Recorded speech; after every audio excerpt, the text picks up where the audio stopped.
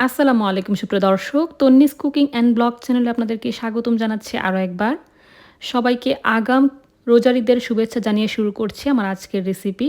আজকে আমি আপনাদেরকে দুধে ভেজানো লাচ্চা সেমাইয়ের পারফেক্ট রেসিপি শেয়ার করে দেখাবো। যে প্রসেসে সেমাইটা রান্না করলে সবচাইতে বেশি ভালো হয় খেতে, সেভাবেই আমি তৈরি করে দেখাবো। আমরা সবসময় এইভাবেই লাচ্চা সেমাইটা বাসায় রান্না করে থাকি। যে কোনো উৎসব অনুষ্ঠান বা অকেশন যে কোনো ক্ষেত্রে আমরা এইভাবেই লাচ্চা সেমাইটা রান্না করে থাকি, আর খেতে অপূর্ব ভালো হয়। আমরা সবাই কম বেশি জানি কিভাবে লাচ্চা সেমাইটা রান্না করতে হয়, তারপর দেখিয়ে দিচ্ছি। বিশেষ করে যারা নতুন রাঁধুনি আছেন, প্রবাসী, স্টুডেন্ট, ব্যাচেলর বা গৃহিণী আছেন, আশা করছি তাদের জন্য ভিডিওটি ভীষণ হেল্পফুল হবে।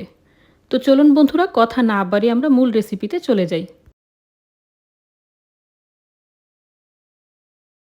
দুধে ভেজানো লাচ্ছা সেমাই রান্না করার জন্য আমি এরকম একটা প্যান নিয়েছি, আর তার মধ্যে আমি দিয়ে দিচ্ছি 4 চামচের মতো ঘি। অবশ্যই ঘি অ্যাড করতে হবে। আর এখানে আমি 1 মুঠ পরিমাণে কিশমিশ আর কাজু বাদাম দিয়ে দিয়েছি।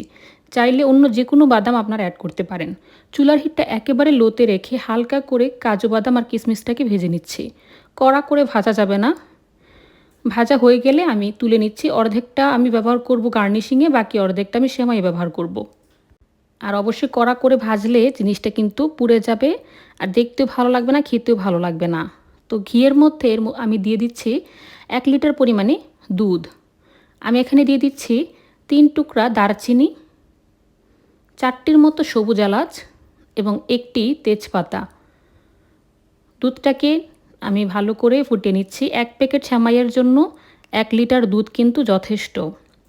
দুধটাকে ভালো করে জাল করে নিতে হবে আর নেড়েচেড়ে নিতে হবে বারবার, না হলে কিন্তু সাইডে দিয়ে পুড়ে যাওয়ার সম্ভাবনা থাকে। আর চুলার হিটটা অবশ্যই মিডিয়ামে রেখে রান্নাটা করবেন।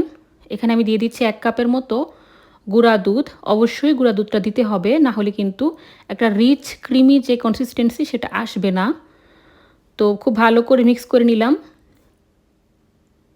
এর মধ্যে দিয়ে দিচ্ছি 1 কাপের মতো চিনি। আমার কাছে মনে হয় 1 প্যাকেটের জন্য 1 কাপ চিনিটাই যথেষ্ট। আমি চিনি একটু বেশি পছন্দ করি, মানে মিষ্টি একটু বেশি পছন্দ করি। আপনারা আপনাদের পছন্দ অনুযায়ী চিনিটা ব্যবহার করবেন। এখানে 1 চিমটি পরিমাণে লবণ ব্যবহার করেছি। যে কোনো মিষ্টি খাবারে অল্প একটু লবণ কিন্তু ব্যবহার করতেই হয়, না হলে মিষ্টির ব্যালেন্স ঠিক থাকে না আর খেতে ভালো লাগে না। আপনারা লবণ অ্যাভয়েড করতে চাইলে করতে পারেন। তো এর মধ্যে আমি আরও 1/2 কাপের মতো কনডেন্সড মিল্ক দিয়ে দিচ্ছি। এটা কিন্তু অপশনাল, এটা চাইলে আপনারা বাদ দিতে পারেন, সমস্যা নেই, কিন্তু দিলে খুবই ভালো হয়।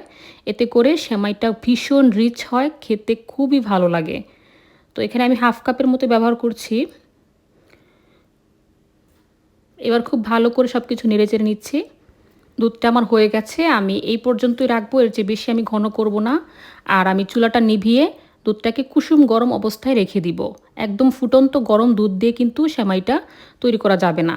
দেখিয়ে দিচ্ছি, আমি 1 প্যাকেটের মতো লাচ্ছা সেমাই নিয়েছি বনফুলের। আপনারা যে কোনো ব্র্যান্ডের লাচ্ছা সেমাই নিতে পারেন। তো 1 প্যাকেটের জন্য আজকে করে দেখাবো। আর এরকম একটা সার্ভিং ডিশ নিয়েছি, তার মধ্যে অর্ধেকটা সেমাই আমি হাত দিয়ে নিয়ে এভাবে দিয়ে দিচ্ছি। আমি কিন্তু 1 প্যাকেটের অর্ধেকটা এখানে ব্যবহার করছি, বাকি অর্ধেকটা আমি অন্য সার্ভিং ডিশে সেট করব।